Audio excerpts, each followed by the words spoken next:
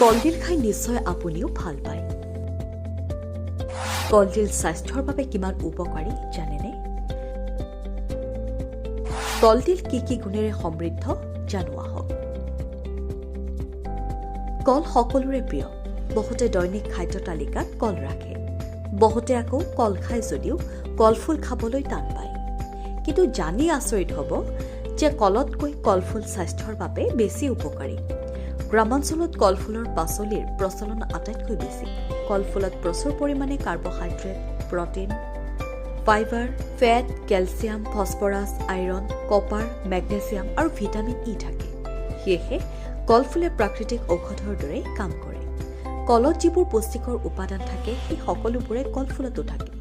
কলফুলত শক্তিশালী anti oxidant থাকে। তদুপৰি থাকে ভিটামিন B6, ভিটামিন চি আৰু আযুক্ত উপাদান। সুস্বাস্থ্যৰ বাবে প্ৰয়োজনীয় ভিটামিন ই আৰু প্ৰটিনো পাব পৰা যায় কলফুলত। সেয়েহে বিশেষজ্ঞসকলে কলফুলক প্ৰাকৃতিক ঔষধ বুলি বিবেচনা কৰে।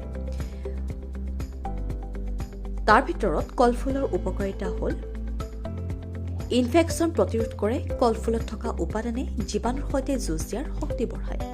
ই মেলেৰিয়াৰ বেক্টেৰিয়া ধ্বংস কৰে। কলফুলে দেহত কোনো ধৰণৰ পৰজীৱী জন্ম ল'বলৈ নিদিয়ে। ফলত শৰীৰ সুস্থ থাকে। কৰ্কট ৰোগৰ আশংকা কমায়। দেহত বিভিন্ন ৰোগৰ বাবে ফ্ৰী ৰেডিকেলছৰ সৃষ্টি হ'ব পাৰে। কলফুলৰ গোন্ধই এণ্টি অক্সিডেণ্ট হিচাপে কাম কৰে। কৰ্কট ৰোগৰ দৰে মাৰাত্মক ব্যাধি দূৰত ৰখাত সহায় কৰে কলফুলে।